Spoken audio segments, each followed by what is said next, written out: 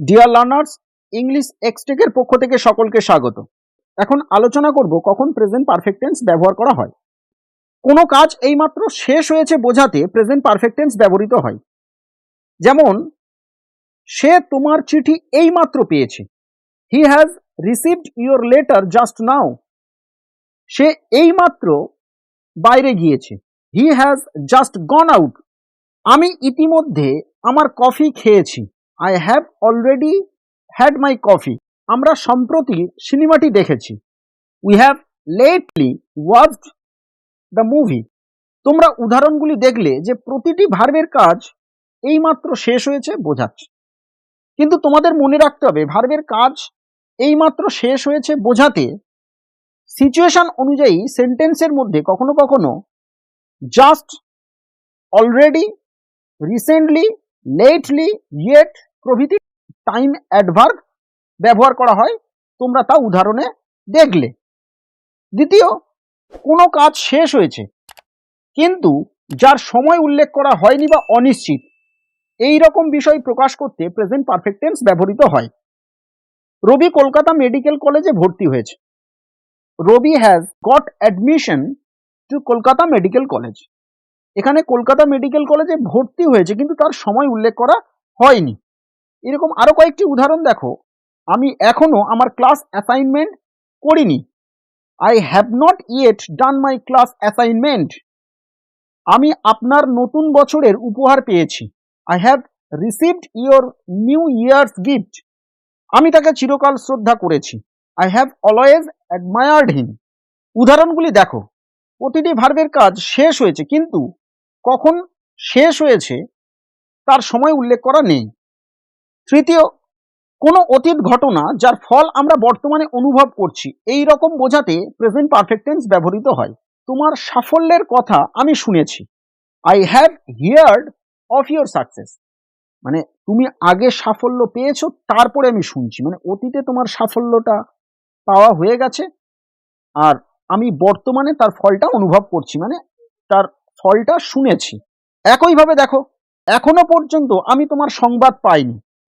So far I have received no information.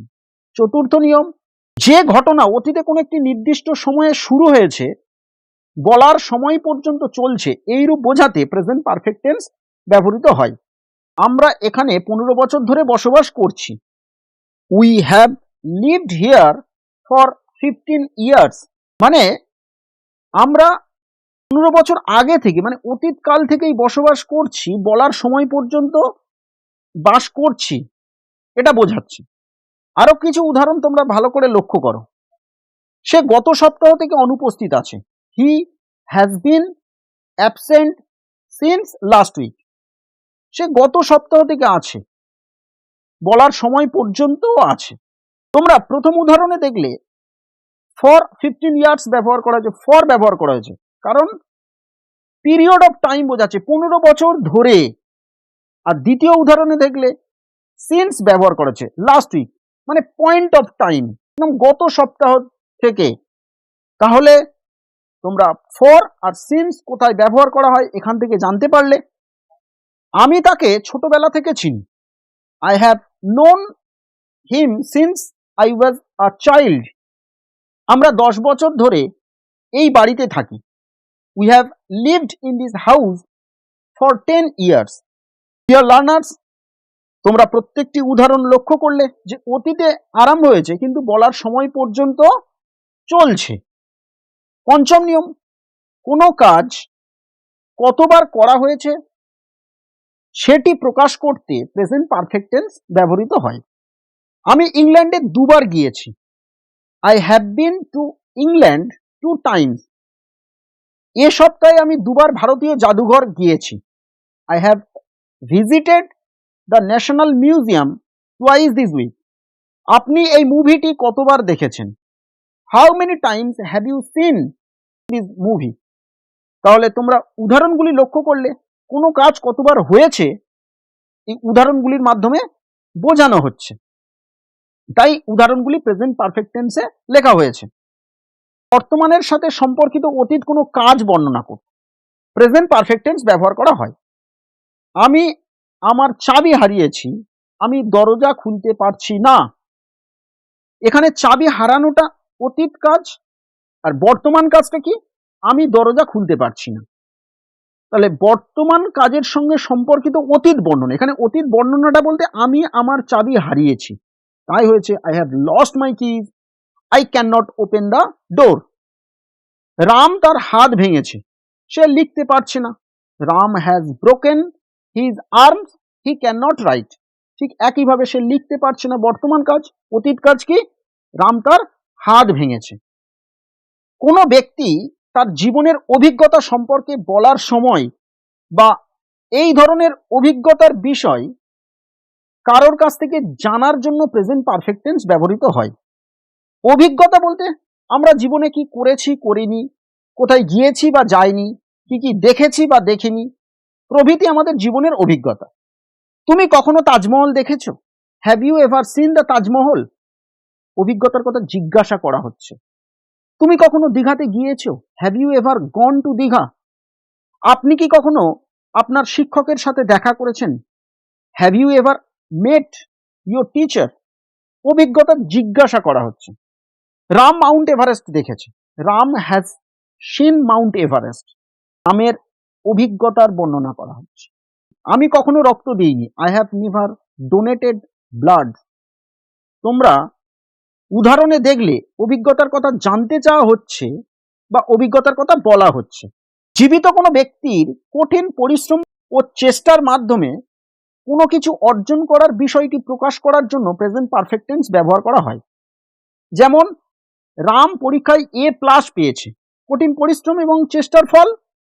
Ram has scored an A+ in the examination. Rafiq জাতীয় ক্রীড়ায় 200 meter স্প্রিন্টে প্রথম পুরস্কার জিতেছে।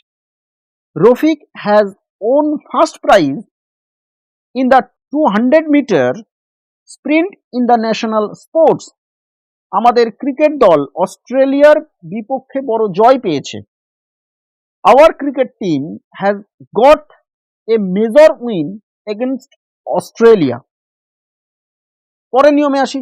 যখন আমরা আশা করি কোনো কিছু ঘটনা ঘটুক কিন্তু বাস্তবে যা এখনো ঘটেনি তা প্রকাশ করতে প্রেজেন্ট পারফেক্ট টেন্স ব্যবহৃত হয়। রহিম এখনো চাকরির ইন্টারভিউ কার্ড পায়নি। Rahim has not got the job interview card yet. তার মানে আমরা আশা করেছিলাম সে ইন্টারভিউ কার্ড পাক, কিন্তু বাস্তবে সেটা ঘটেনি, এখনো পাইনি, এটাই বোঝাচ্ছে। আরো কয়েকটি উদাহরণ দেখো। বিজয় এখনো বইটি কেনেনি। Vijay has not yet bought the book. আমার বাবা এখনো তাজমহল দেখেনি। My father has not seen the Taj Mahal yet. Rahim এখনো বইটি পড়েনি। Rahim has not read the book yet.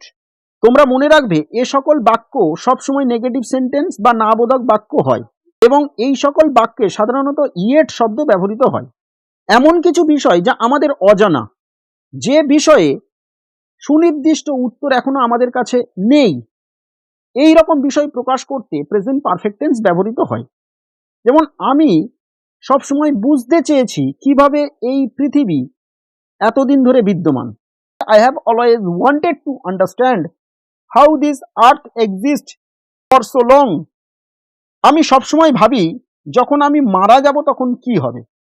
I have always wondered what happens when I will die. আমি কখনো বুঝতে পারিনি কেন ধনী লোকেরা দরিদ্র মানুষের সাথে এমন আচরণ করে। I have never understood why rich people behave like this with poor people. Dear learners, তোমরা অবশ্যই মনে রাখবে এই সকল বাক্যে অক্সিলারি ভার্ব ও মেন ভার্বের মধ্যে অলওয়েজ, নেভার প্রভৃতি শব্দ ব্যবহৃত হবে। তাহলে তোমরা জানতে পারলে প্রেজেন্ট পারফেক্ট টেন্স এর ব্যবহার সম্পর্কে। এগুলি তোমরা ভালো করে বুঝে নিয়ে বাক্য গঠন করতে চেষ্টা করো। Thank you very much.